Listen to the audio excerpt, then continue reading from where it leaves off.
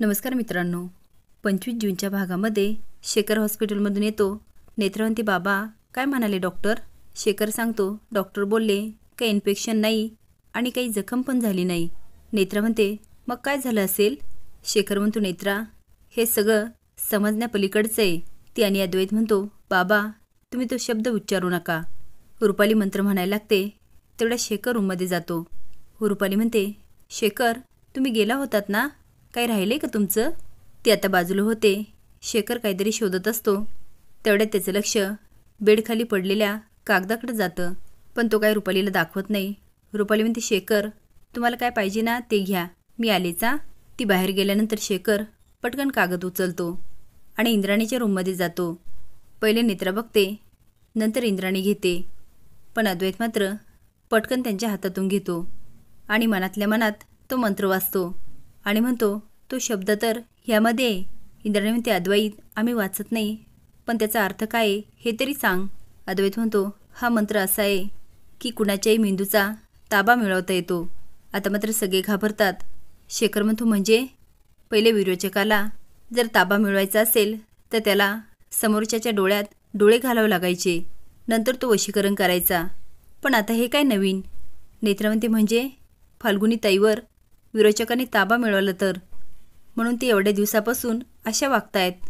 इकडे रुपाली मात्र खूप खुश होते आणि म्हणते, बिंडोक राज्याध्यक्ष गेला कागद घेऊन, आता बसा म्हणा वाचत. ते कागदामध्ये गुंग होतील आणि मी कटार शोधेल. नाही म्हणजे त्रिनयनाच्या मुली तशा चिकित्सक आहे, पण त्यांना कळेपर्यंत मला ती कट्यार शोधावीच लागेल. त्यांना जर कळाला ना विरोचकाचा मृत्यू त्या कट्यारने होणारे, तर मात्र खूप अनर्थ होईल. मला आता इंद्राणीचं प्रतिबिंब बोलावंच लागेल. रात्र झाल्यानंतर ती डोळे झाकते आणि मंत्र म्हणत असते. आता मात्र विजांचा कडकडाट होतो, वारं व्हायला लागतं आणि पाऊस धो सुरू होतो. तेवढ्यात इंद्राणी तिच्या समोर येते. रुपाली म्हणते, इंद्राणी तू आलीस? आता मी जे काय सांगते ना ते नीट ऐक. मला ती कट्यार पाहिजे आणि पाहिजे म्हणजे पाहिजेच. ते अजून बोलायला लागते. तेवढ्यात नेत्रा मागून येते आणि काय चाललं त्यासाठी ती मोबाईलची बॅटरी चालू करते आणि बघत असते. रुपाली आणि इंद्राणीला बघून ती चांगलीच हादरते. तेवढ्यात लाईट येते आणि तिला स्पष्ट दिसतं. ती म्हणते, आत्या तुम्ही इथे काय करताय? आता इंद्राणी नेत्राकडं रागाने बघायला लागते आणि म्हणते, काही नाही. फ्रीजकडे जाते आणि फ्रीजमधून पाण्याची बाटली घेते. नेत्रा म्हणते, आत्या चला. दोघी पण रूममध्ये जातात. नेत्रा म्हणते, आत्या काय झालं, तुम्ही तिथे कशा? तेवढ्यात अद्वैत आणि शेखर पण येतात. इंद्राणी म्हणते, अगं मी पाणी प्यायला गेले होते. तेव्हा रुपाली डोळे झाकून काहीतरी पुटपुटत होती. पावसाच्या आणि विजेच्या कडकडाटमुळे मला काही ऐकायला नाही आलं. शेखर म्हणतो, हो मी त्या दिवशी रूममध्ये गेलो ना, ती अशी डोळे झाकून काहीतरी पुटपुटत होती. इंद्राणी म्हणते, ती मला प्रतिबिंब समजली आणि मला आदेश देत होती मला कट्यार पाहिजे. नेत्रा म्हणते, म्हणजे विरोचकाला माहिती आहे की कट्यार आपल्याकडे? म्हणजे आत्या फाल्गुनी ते जे काही वागत होत्या, विरोचकाने त्यांच्या मेंदूवर ताबा मिळवला. इंद्राणी म्हणते, नेत्रा मी तुला सकाळी काय बोलले?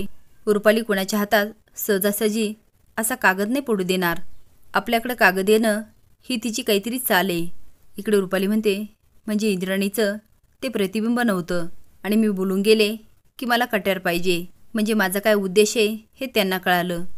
पण बरं झालं मी अजून काही बोलले नाही. आणि कळालं तर कळालं कट्यारबद्दल, त्यात काय एवढं.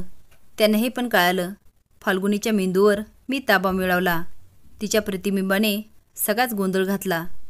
नाही आता काही झालं ना मला सावध राहायला हवं. नेत्रा म्हणते, बाबा आपण फाल्गुनी ताईला तेजस भाऊजींकडे पाठवूया आणि आता मात्र आपल्याला सावध राहायला हवं. आता मात्र सगळ्यांचेच प्लॅन चालू होतात. असेच नवीन अपडेट जाण्यासाठी लाईक आणि सबस्क्राईब करा. धन्यवाद.